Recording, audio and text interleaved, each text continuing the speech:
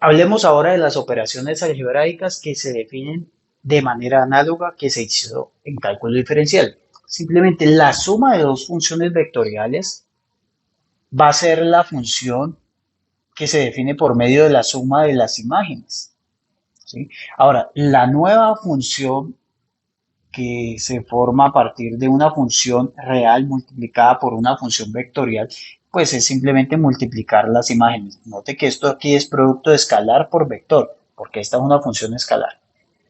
Ahora, el producto interno, pues sería el producto interno de las imágenes. Y en el caso que estuviéramos en R3, que es donde puedo definir el producto cruz, pues el producto cruz de dos funciones va a ser el producto cruz de las imágenes de esas dos funciones. A partir de aquí todo lo vamos a hacer componente a componente para hacer una extensión directa de lo que se hace en cálculo diferencial e integral. Entonces, vamos a decir que el límite de una función vectorial, pues existe si solo si el límite de cada componente, de cada función componente real, pues existe. Más aún, diremos que el límite, digamos, vale cierto vector L. Sí, solo sí. Eso es, SL es el vector de componentes a los cuales convergen cada función por separado, cada función componente. Bien, análogamente la definición de continuidad sería que una función es continua en un punto si el límite de f es f de a, ¿sí? Es decir, si yo puedo meter el límite allá, esta es una definición abreviada que a veces en cálculo diferencial no doy.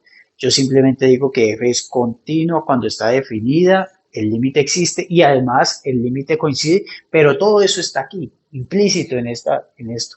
Porque cuando yo le digo que f de a, pues ahí estoy diciéndole que puedes evaluar f de a, estoy diciéndole que coincide y que el límite existe.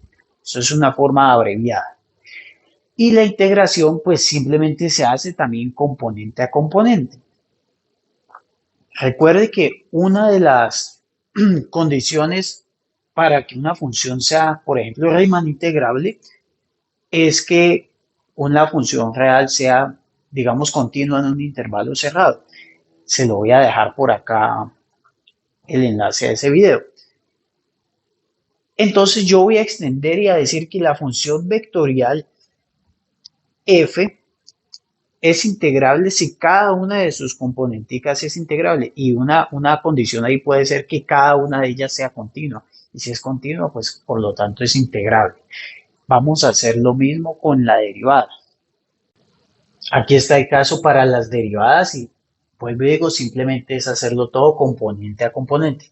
Vamos a decir que la función vectorial f es diferenciable entre si este límite existe. Note que el límite está bien definido porque esta parte acá es vectorial y este h es un numerito. Así que es como si estuviera dividiendo esto o multiplicando esto por el escalar 1 sobre h. Entonces, si ese límite existe, pues ese límite se va a denotar por f' de t. Y la derivada, pues va a ser el nuevo vector tomando derivada de cada componente, ¿sí? Donde la derivada de esto, pues es la derivada usual, real, componente a componente. Ahora, podemos extender todo esto y definir la derivada de una suma de dos funciones vectoriales, la regla de la cadena. Tenemos una cantidad de cosas que se ve en cálculo 1 y se extienden de manera directa acá, simplemente porque lo estamos haciendo componente a componente y cada componente es una función real y para las funciones reales ya lo sabemos todo. ¿Cuándo va a cambiar esto? Cuando las definiciones comienzan a ser un poco más densas es cuando veamos una función eh, que va de Rn en Rn, por ejemplo, o un campo escalar que vendría siendo ahora una función que va de Rn a los números reales. Ahí las definiciones van a cambiar un poquito, pero vamos con calma. De momento sigamos con lo fácil. Aquí tenemos la extensión de la derivada de la suma, de la derivada de escalar por función, donde nuestro escalar en este caso también es una función, ¿sí? Porque simplemente es una función real. y la derivada para el producto interno, el producto punto. Entonces, pues la derivada de la suma es la suma de las derivadas. La derivada de la función escalar f por la función vectorial f es esto. ¿Sí? Donde note que esto viene siendo la misma regla del producto que tenemos o la misma forma más bien de la regla del producto que tenemos en R. Y la derivada del producto interno sería esto que una vez más tiene la misma forma del producto en R. Además, si f y g son funciones vectoriales con valores en R3, o sea, la imagen está en R3, entonces puedo definir la derivada del producto cruz y tiene otra vez la misma forma de la derivada normalita. Aquí tenemos un análogo a ese resultado de R que decía que una función era constante si solo si la derivada era nula. Bien, aquí tenemos una extensión de eso, pero entonces ahora vamos a verlo con la longitud o con la norma, ¿sí? Entonces tenemos una función vectorial diferenciable con longitud constante en cierto intervalo abierto y sí, solo si f producto interno o producto escalar con f' me da 0 para todo i en ese intervalo. Es decir, este vector f de t y este vector f' de t son perpendiculares, porque cuando dos vectores eran perpendiculares, el producto interno era 0. Entonces, esto es como una extensión de ese resultado. Aquí tenemos la extensión de la regla de la cadena a funciones vectoriales. Vamos a llamar a G la compuesta. ¿Sí? La compuesta. Tenemos U compuesta F, donde f es una función vectorial y u es una función real. Entonces, vamos a decir que esa compuesta g es continua siempre y cuando u sea continua en t y f sea continua en u de t. Más aún, tenemos la misma regla de la cadena, ¿sí? Si u es diferenciable en t y f es diferenciable en u de t, entonces la función compuesta g es diferenciable en t y tenemos la regla de la cadena para la función vectorial. Advierta que lo que está dentro de f es una función real, ¿sí? La u es una función real porque recuerde que u transforma un número en un vector. Entonces a f hay que ponerle una función que transforme un número en un número para que ella pueda transformar ese nuevo número u en un vector. Y tenemos una extensión directa del teorema fundamental del cálculo. Aquí tenemos la extensión del teorema fundamental del cálculo, sí, es el teorema principal del curso de cálculo integral. Simplemente tenemos ahora una función vectorial continua y definimos otra nueva función a partir de la función vectorial f. Esa nueva función sería esta integral. Note que cada vez que varío aquí el parámetro de mi nueva función a, pues estoy moviendo acá el intervalo. Entonces sería integrar a f desde a hasta t, donde ya sabemos que la integral de una función vectorial se hace componente a componente.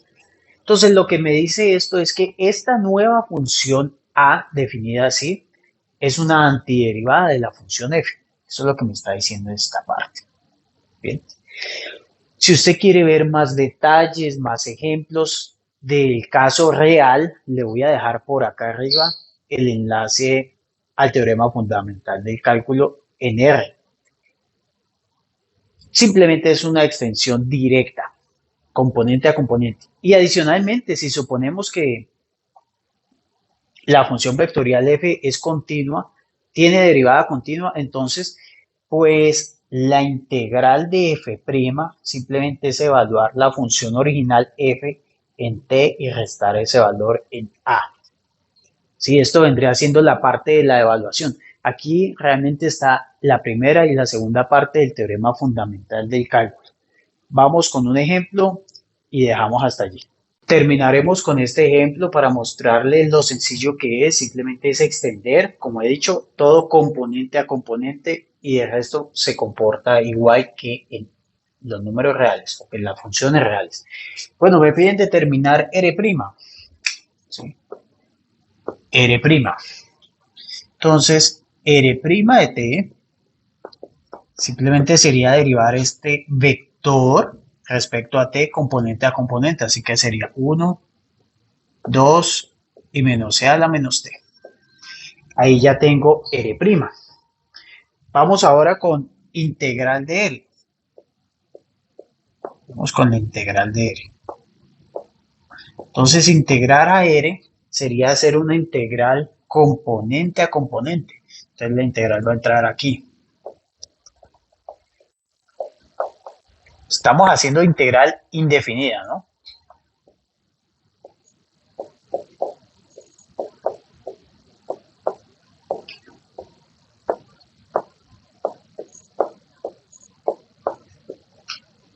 Bien. Y entonces, pues, la integral de esto, pues, este cuadrado sobre 2, más una constante arbitraria que la va a llamar C1. Aquí sería t más t cuadrado, más una constante arbitraria que va a llamar C2. Y aquí sería, pues, menos c a la menos t, más una constante arbitraria que va a llamar C3. Entonces, note que esto lo puedo ver como el vector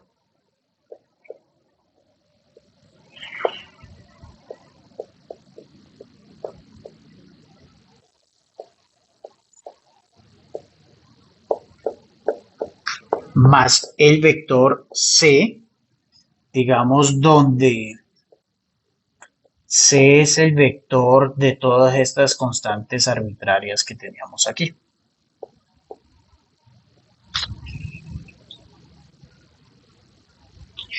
Esa es la razón, oye, esto es un menos.